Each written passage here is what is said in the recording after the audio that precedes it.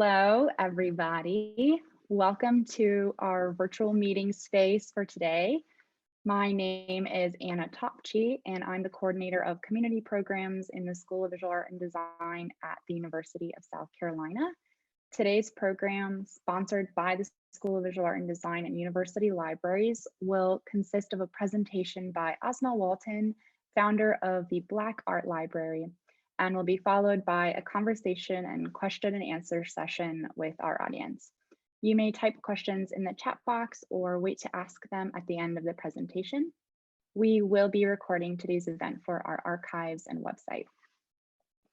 Together with University Libraries, it is my honor to introduce Asmaa Walton. Asmaa is an art educator who began the Black Art Library as a digital education project on Instagram in February of 2020. The Black Art Library has quickly amassed thousands of supporters for its critical mission to make resources on Black art more accessible. It is a living archive of global Black creativity, and the collection currently includes artist monographs, exhibition catalogs, children's books, artist memoirs and biographies, art history texts, and other ephemera on Black visual arts and artists. The Black Art Library will exist as a physical space in Detroit, Michigan, and it is currently on view as an interactive installation in the Museum of Contemporary Art Detroit through April 18th. Asmaa Walton holds an MA in Arts Politics from New York University and a BFA in Arts Education from Michigan State University.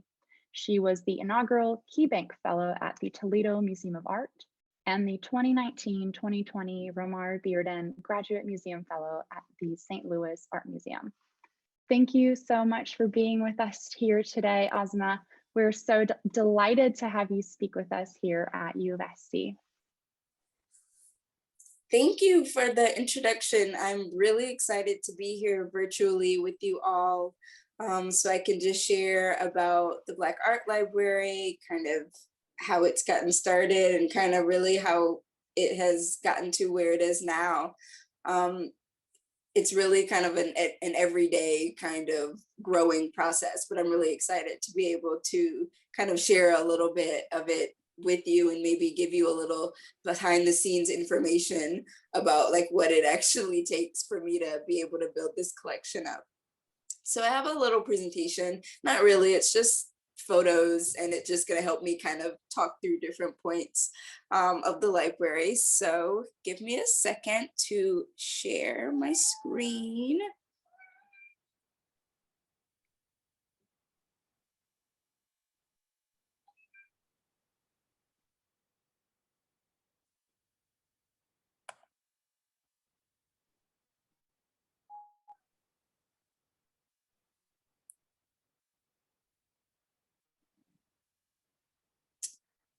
All right.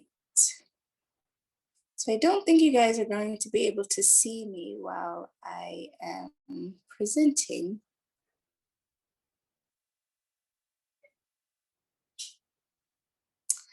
All right. So the Black Art Library was a project that I started last February with the goal of just combining all the things that I really enjoy with the other things that I really like to do and enjoy.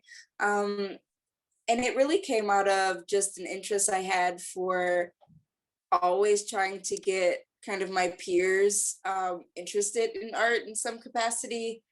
I always use my personal Instagram as ways to kind of share cool art related things that I would find, or kind of my favorite thing was to share was kind of art related things that also tie in popular culture. So I was sharing things on my personal page, like a New York Times interview with Jay-Z that had a painting in the back by artist Derek Adams, or Cardi B being put on the cover of, I think it was W Magazine, and she was photographed by Micheline Thomas. So things like that, that I thought would actually get people, you know, kind of interested. But I wanted to do more.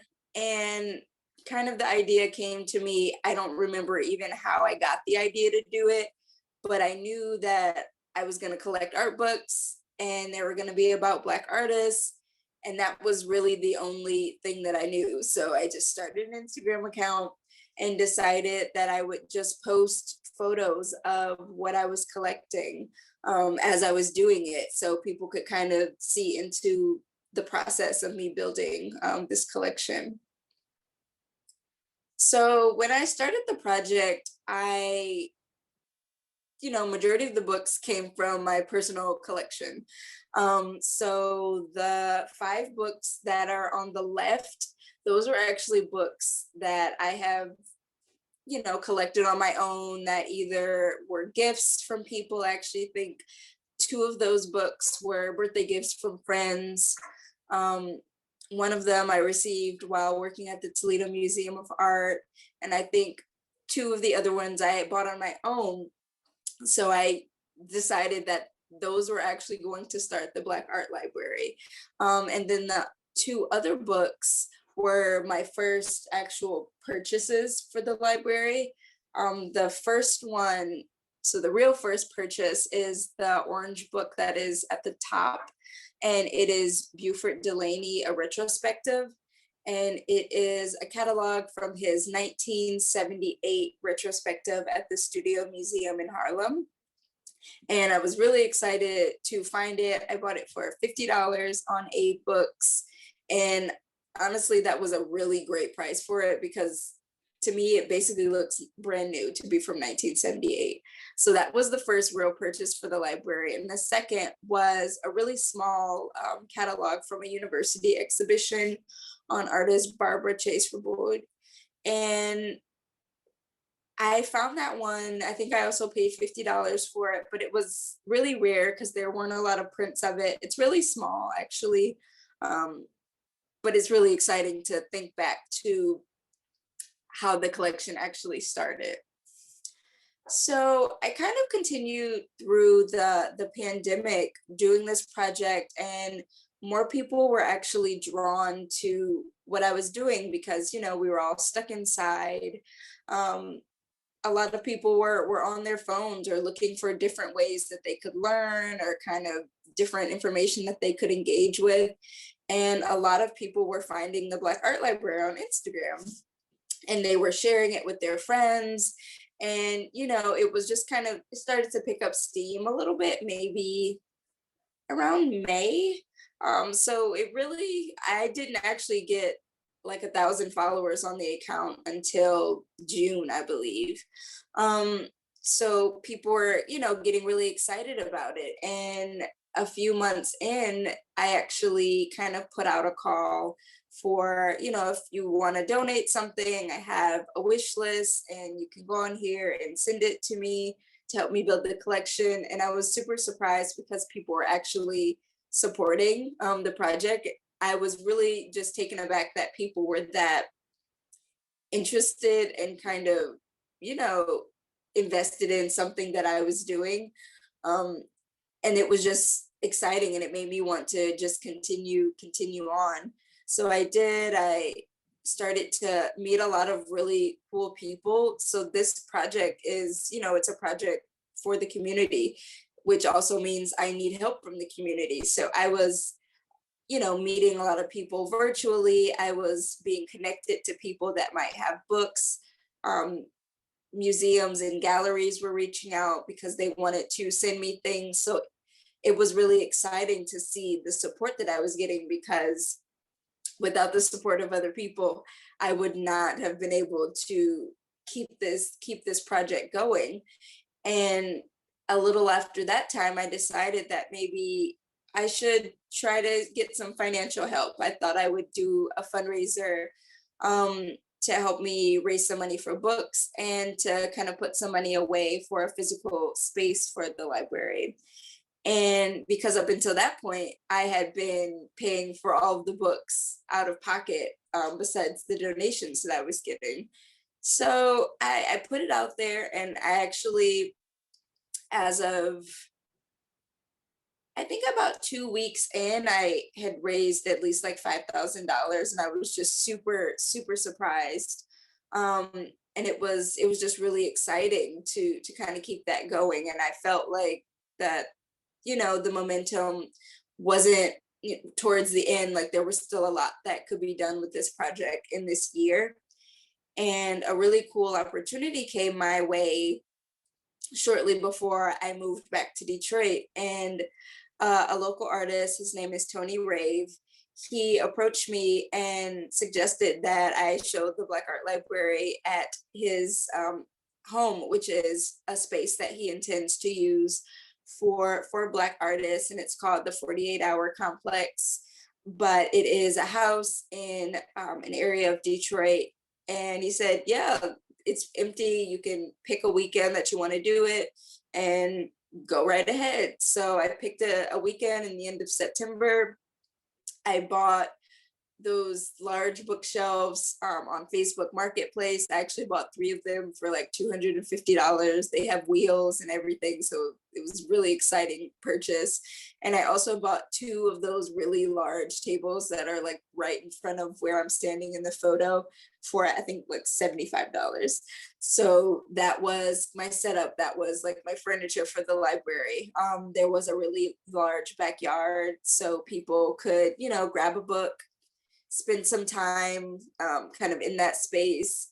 I encourage people to bring blankets or to bring chairs, whatever they wanted to do so they could feel kind of safe because of COVID and still be able to enjoy their book. So 2 days after that, it was over. It was really short, but I was really excited that it happened and really grateful because one really amazing thing did happen at the pop-up. I had invited someone that I met in the Detroit kind of art scene, and his name is Amani Olu, and he is the founder of Olu and Company.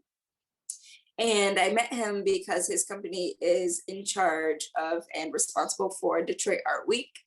And I had met him kind of through that. And, I was still connected to him through social media. So I just sent out a little invitation telling him that he should stop by so he can see what I was working on. I knew he was really busy, so I wasn't sure that he would actually come. And he showed up and he spent some time looking at the books. And he asked me if I knew a woman named Jova, who is actually the head curator at the Museum of Contemporary Art, Detroit. And I was familiar with her by name only. We had never met. And I was like, no, I don't actually know her. And he was like, well, I think she needs to see this, so I'm going to text her. So he just sent her a message really quickly and told her that she needed to see this project and that she needed to like stop by the pop-up. But she said, unfortunately, she was out of town, so she couldn't come and see it. But she said, let's set up a meeting a few days from now and we can talk. So I thought that was really cool. I didn't know what we were going to talk about, but I was just excited to have an opportunity to talk to MOCAD. And when I got on the call, we began talking, and Jova says, well, we have an opening in our exhibition schedule. Would you like to exhibit the Black Art Library? And I was kind of confused, but I was like, yeah, of course, I'd love to show the Black Art Library. And it kind of just happened from there. So this was in October. And, now the Black Art Library is on view at the Museum of Contemporary Art, Detroit. It's, it's right in the heart of Detroit, which is super exciting. Really exciting for me because it means that residents that kind of live around that area will be able to access the library during MOCAD's hours when they're open. And this was just a super exciting opportunity for me because it gave me a chance to kind of recreate the pop-up that I did at the 48-Hour Complex, but elevate it a little bit. So there was the opportunity to, make it like a museum exhibition, but it was going to be different because you can actually touch the books. You can, actually engage with the works of art. And I say that in quotation marks because I'm referring to the books, but actually not in quotation marks. The books are works of art on their own. And that honestly was kind of the idea behind the design and how they're in these square or rectangular shelves, because the shelves are kind of a frame for those works of art, for those books. So that's a really cool way to think about it. Also in the space, there is I think there are 3 areas. And there are 3 different tables that you can sit in. Each table has 2 chairs, just to reduce the amount of people in the area, of course, because of COVID. And it really is a space where if you want to, go up, pull a book off the shelf, sit down at the table, like you're at a library, that like you're studying for something, that's what it's there for. If you just want to open it so you can like take a picture, if you just want to set it on the table so you can take a picture of the cover so you can remember it for later, you can do that.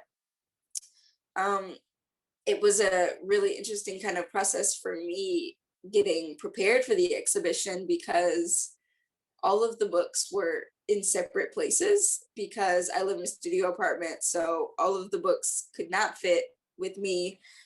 So a portion of them were at my dad's house, a small portion of them were with me, and another kind of large chunk of them were at a place located in Detroit. It's called Room Project, and it's actually a co-working writing space for women and non-binary folks. That it's kind of set up in a way that they pay a membership, and it's a really cool space, and they have amazing bookshelves in there, but they had some space, so they offered the space to me so I could store some books there for a little while. So that's where all the books were, so I had to wrangle them all up. And when it was actually time for me to come in and bring the books, I actually had to do kind of an inventory of what I had, and it was more so checking them off so MoCAD knew exactly what books they were getting.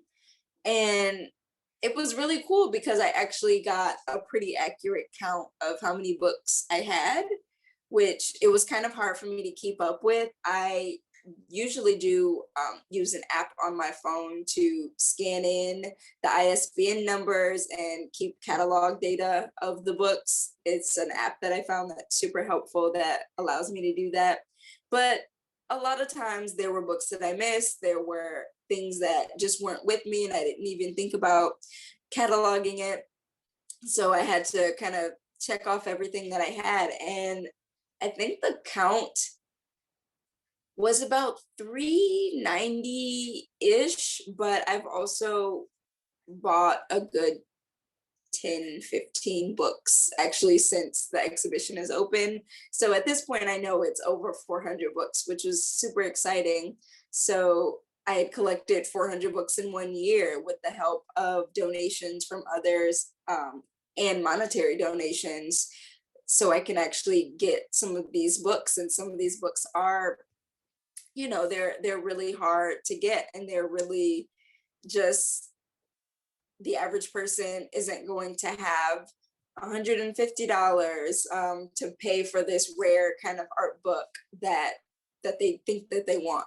That's just not realistic for a lot of people. So what I kind of do just gives it a lot more like access to everyone else.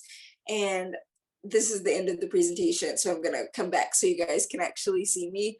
But I am gonna actually keep it up for 2 seconds if anyone wants to copy down my email for any questions about donations, just about the collection, anything that you're curious about, you can feel free to email me, and it's just asmawalton@gmail.com.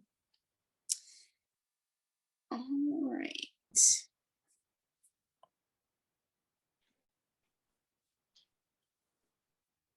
Wow, thank you so much, Asmaa.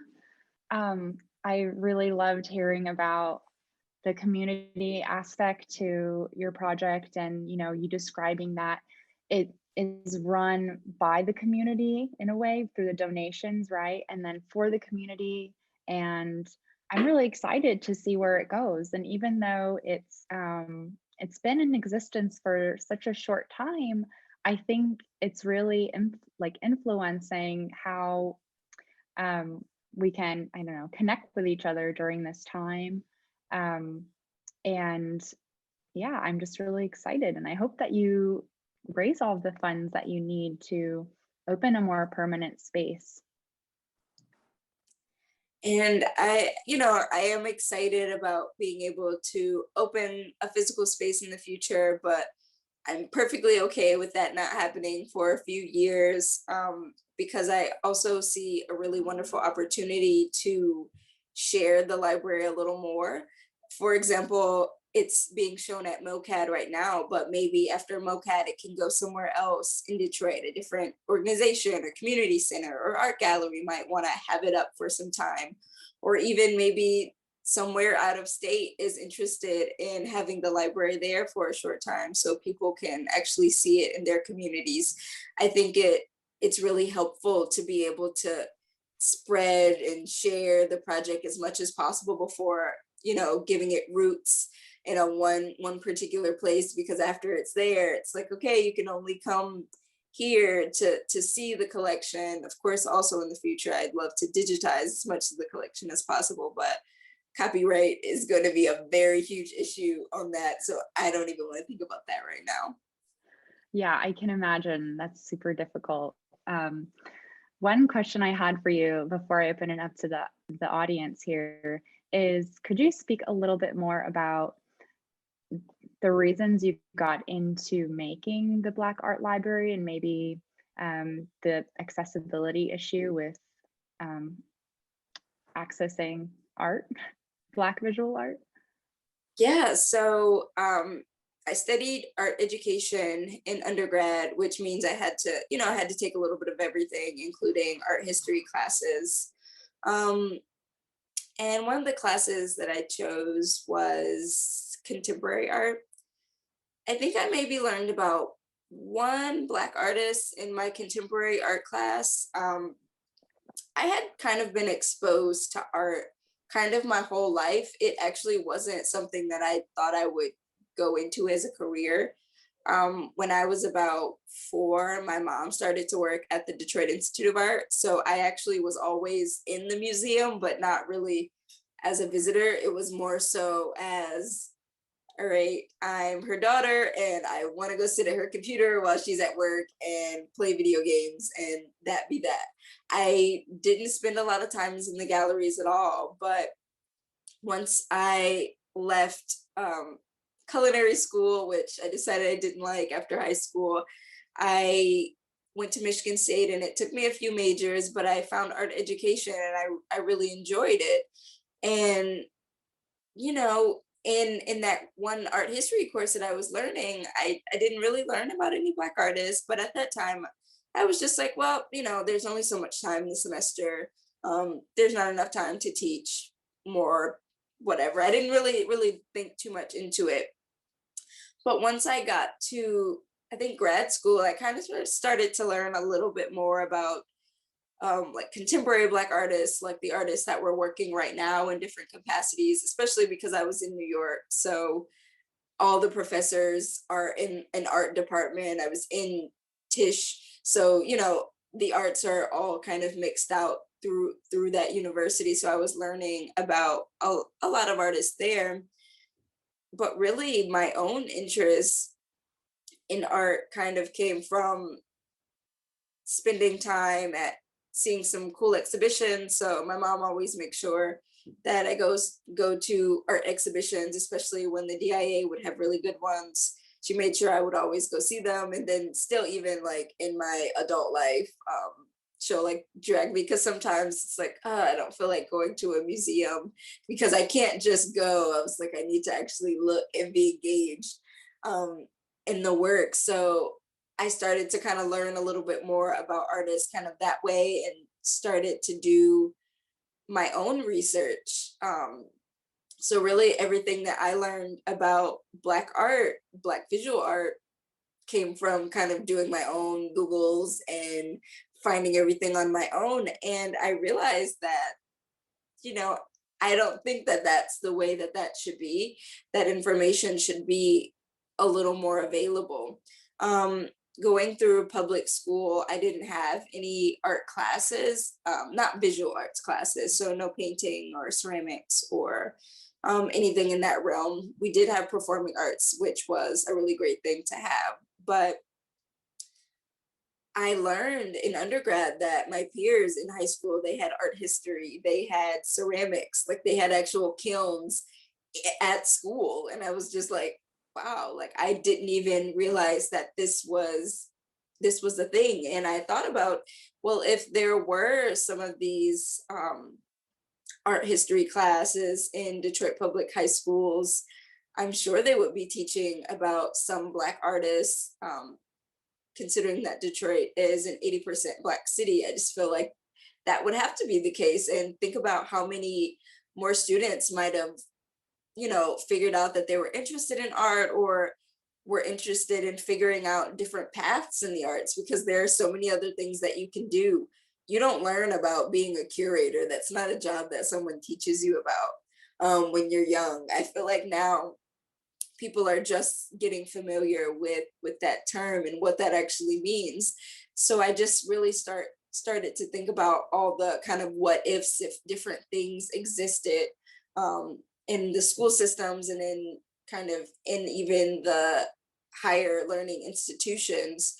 There was a lot more that needs to be done, and me starting the Black Art Library was kind of just a way to do something about it, and create this large resource that hopefully will be able to educate lots of different people, different groups of people, be able to educate students, be able to educate curators, be able to educate professors, or even people getting their PhDs, or toddlers, or people that just wanted to stand inside for a few minutes to get warm from the outside, or they had an hour to kill during their lunch break.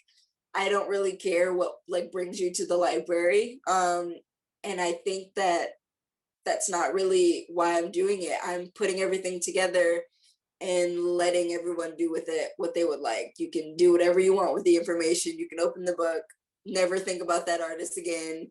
You can see a painting that you really love and kind of remember it and remember the artist, or you can just find a book that you might want to get for yourself. So hopefully all of those things can be achieved with the library as it continues. That's an excellent answer. Thank you so much. Well, I'd like to open it up to the rest of our audience and see what kind of questions they may have. So if you have a question, please feel free to ask Asmaa or type it into the chat box.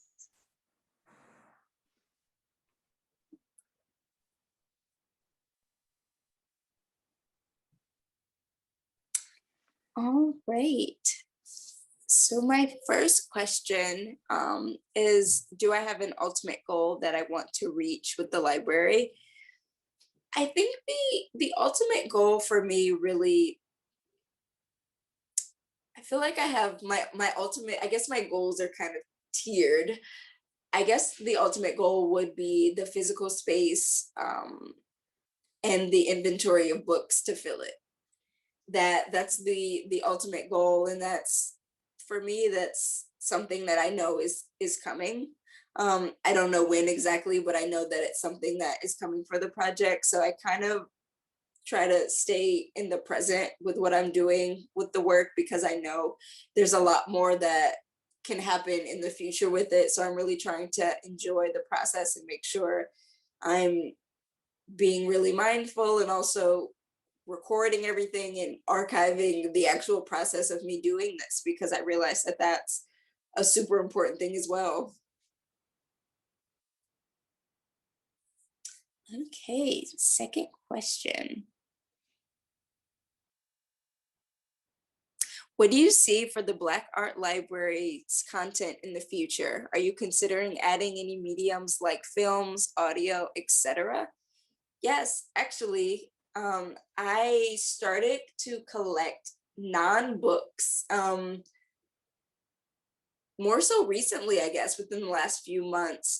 I've always collected things that weren't necessarily books, but were different types of ephemera. So brochures, small pamphlets, or things like that. But the first thing that I really bought that wasn't any of those was a DVD of the episode of Reading Rainbow that is telling the Tar Beach story by Faith Ringgold. That was the first kind of piece of audio and I guess visual kind of like piece that I got for the library. And I was super excited to have it because it is a super important thing. It's a super important thing that just exists in history. So I wanted to have that for the library. But since then, I have started a collection that I primarily buy from one person, and it is a seller on eBay, and all of her kind of things that she sells are 35 millimeter slides, like that you put on a projector. And I started to, but they're fine art works. So I kind of looked through and saw that she had a lot of them for Black artists. And I wish I had them closer to me so I can show you guys what they look like. But I started to collect those. I think I have over 100 now, and they're really amazing slides. I have so many works from so many different artists. And I thought that was just a really cool thing to have for the library, because eventually when I do have a space, there'll be a space for a projector and you can come and pick out the slides that you want to look at and show them up on the wall. So that'll be something really cool. Another thing I collected is I have a CD, and a cool thing that I got today in the mail is it's a vinyl.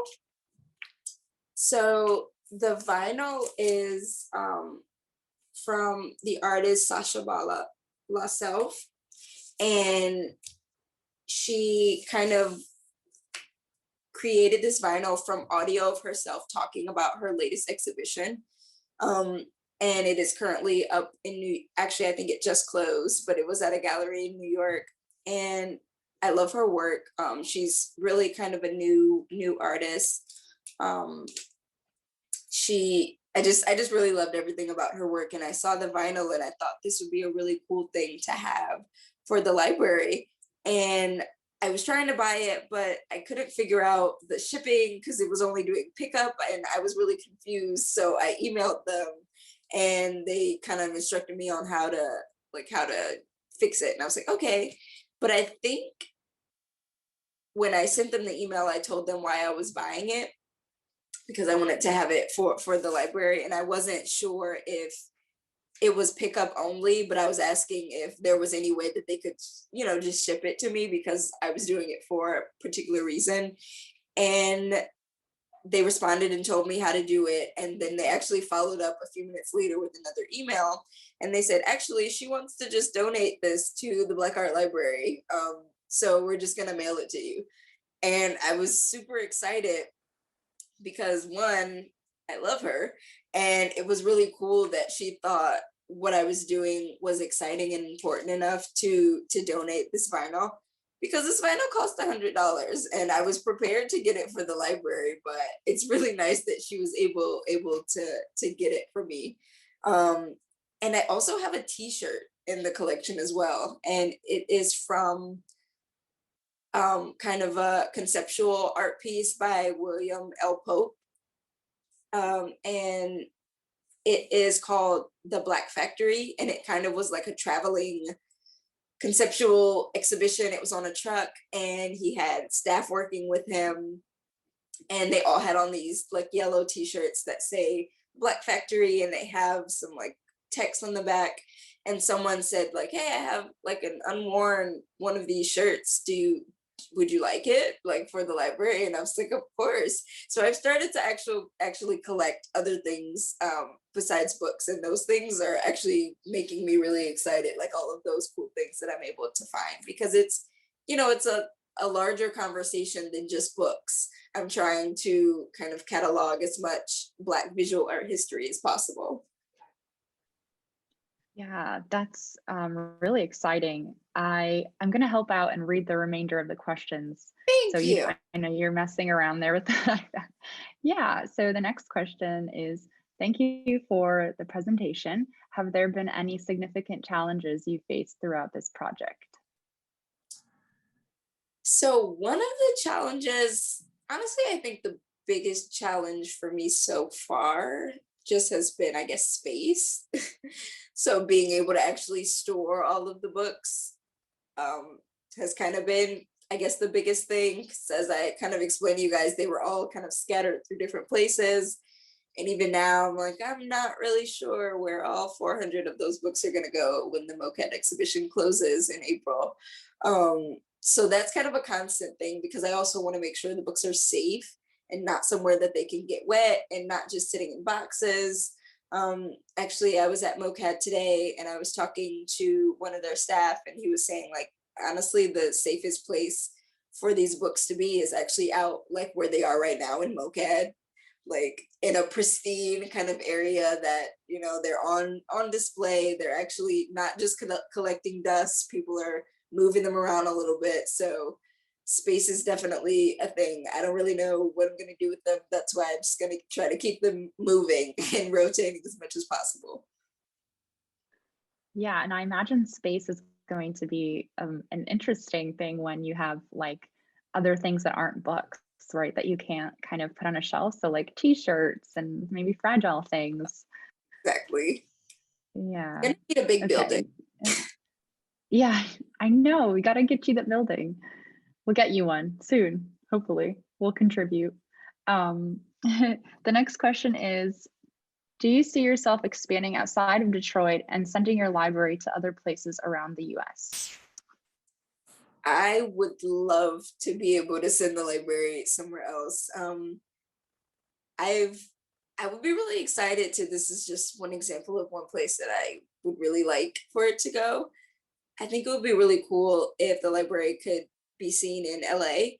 I've been making a lot of really cool like virtual friends that live in LA, that work in the arts, and more people that I know. Like I'm realizing like, oh, that person lives there too. Like I actually know a lot of people that live there, and I think it would be a really cool thing to be able to show there.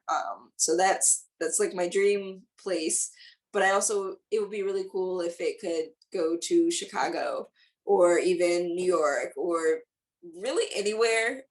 Even I think there would be some cool places in Ohio that could probably show it. It could go into Toledo or St. Louis. Since I've lived there, I know those places are really cool, and I would love just the library to be able to be seen by all communities. Yeah, I really hope it gets to travel too. Um, the next question is, do you think you will start a speaker series to showcase parts of the library? Honestly, that's not something that I thought about, but that is a really great idea, and that sounds like something I would really like to do. This whole month, I've been doing a lot of virtual talks with different audiences, and it has been exciting. It's been a chance for me to just really talk and kind of ramble about the library. But one of the talks that I got to give, I actually got to do it from inside of MoCAD, so I was able to show, you know, my audience around a little bit in, you know, in the exhibition. And other times when I've done like Instagram lives, I've, you know, shown books or pulled a few books that I wanted to show and kind of talk through them or done a reading. So I would love to kind of keep that up and be able to share the collection with people that way. And one day when the world is, you know, back open and it is safe to travel and gather in groups, it probably really would be cool if I could kind of travel and talk about the library, but why the library was also coming with me kind of like on the road to kind of travel. So I think that would be something really cool. The next question is, do you know the Pralinger Library? I think they could offer some guidance on copyright, out of print, and orphaned materials. And I love the logo. What inspired the design? Well, no, I do not. So I need to. write that down before I forget,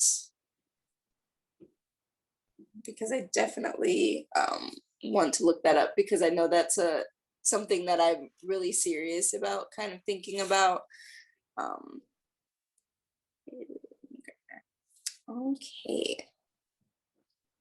So I wasn't really sure what I was thinking for the logo, but I love Reading Rainbow's logo. So I was kind of looking at their logo and I was thinking, I was like, well, I don't really know I didn't really have a vision of kind of what I wanted it to look like, but I came across a graphic designer and I really liked her work on Instagram. So I reached out to her and told her what the logo would be for and asked her like how much her rates were.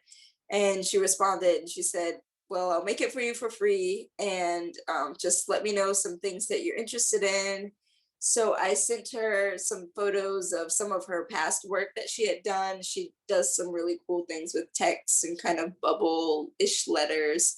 And I really thought that was cool. So I screenshotted a few of those. I also included the Reading Rainbow logo. And she sent me back something that looked pretty similar to the final logo. And we tweaked some colors a little bit, and I thought it was perfect. So it really was like her mind that was able to come up with it. But I think it was kind of inspired by Reading Rainbow, but also, 70s and kind of the way that the font kind of looks. And I just thought it went perfect with everything about it. And I also asked her to create just a black and white version of it, because my first logo, which was just something I screenshotted from a Google document that said Black Art Library. So that was what my logo was in the beginning. So I wanted to, have something kind of reminiscent of that as well. The next question is, do you have a wish list of things you'd like to acquire next, or does it happen more organically? So it's kind of both.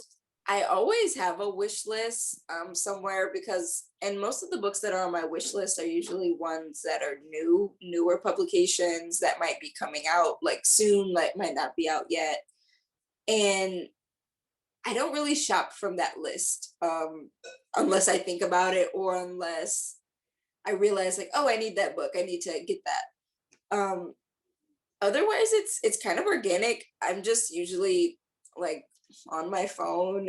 Guarantee there are probably a few tabs in here that are bookstores, like looking like my carts are always full, or I'll literally see the name of some artist that I don't know, and then I'm like, I'm gonna see if they have a book. So I'll just go on Google and see what I can find. eBay is kind of my best friend. They have really great things on eBay. Definitely recommend if you're a collector of any sort. eBay is a great place. And I just find what I can and I buy it. That's really how it happens. So maybe throughout a week, I make a couple book purchases a week. It depends on how many. Like I just had an order for 4 books that I ordered from the Studio Museum in Harlem. They came in today. I had 2 books that came in the mail that were sent to me that I didn't know were coming, because a lot of times places just send me books because I have my PO box in the Black Art Library's bio, just so people can do that. If they have books that they want to send, they can just do it that way. It's kind of a really kind of scrapbook kind of process to me, like building the collection.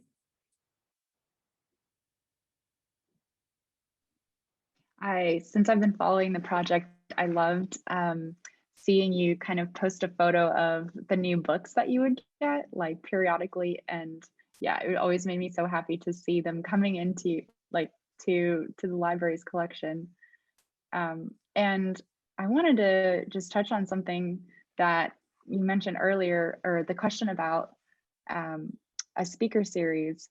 I love the idea of those readings, and I attended the one last week with the American Folk Art Museum, and I thought it was such a personal way to get to know like this collection like very intimately, and to hear you read from it and talk about it. And I found it amazing. I would love to see you kind of do that more, or, you know, as it expands, the potential to do that more will open up, I'm sure. Yeah, that definitely was one of my favorite talks that I did this month. And I think it's always, I just always love the ones when I can do a reading too, especially when it's a children's book. Usually I mostly only do readings with the children's books because they're easier to actually read. It's kind of hard to pick up an exhibition catalog and do a reading of it. So I don't really do that as much, but it's just a really fun opportunity. And I think it's exciting and it's cool for all ages to actually enjoy. It's nice having someone read a book to you. I don't think it matters like what age you are. It It's really just is. feels really Yeah. nice. Yeah. And I actually did one when I did the pop-up. And it's still on the Black Art Library's page. And I was reading the book is called Bonjour Lani and is by Faith Ringgold. It is written and illustrated by her. And that was my first time reading the book because a lot of the books in the collection I haven't even opened yet because I started to collect them Oh my goodness. faster than I could actually spend time with them. So sometimes I do readings and it's my first time reading the book, which is kind of exciting for me because I like to see where it's going to go. But that one was kind of nerve wracking. There were French words in it. And I wish I would have prepared for that a little better. But if you watch the video, maybe you can see me stumble through a little French, but it was just really fun. I just sat on a stool and like showed it to my little art audience in the backyard. And it was great. So I definitely would love to continue to do things like that in the future. And I think it would be fun for me and for the audience. Yeah, definitely. If there are any other questions, feel free to type it in the chat box or ask it now. And we'll see if any more questions come up.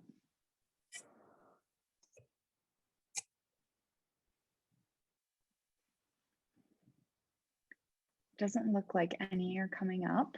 I love that comment about the logo being very optimistic and that it makes them think of vinyl records. That's really cool.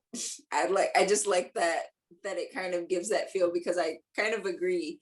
It is something, really hopeful and optimistic about rainbows, which is a super cool thing. And even something that came up at the inauguration at I think the luncheon when the first lady, the painting that she selected to be shown was a landscape by artist Robert Duncanson, and it is called Landscape with the Rainbow, I think.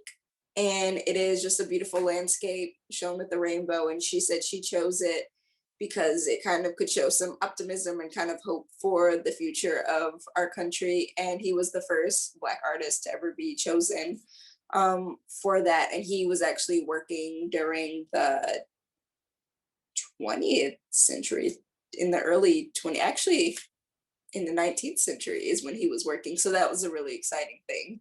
And I do love rainbows.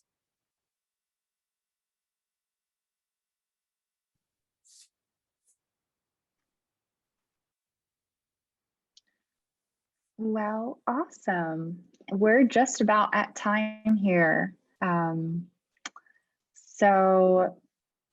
Well, on behalf of the School of Visual Art and Design and University Libraries, thank you, Asmaa, so much for speaking with us today. And thank you, everybody else, for attending and joining in our question and answer session.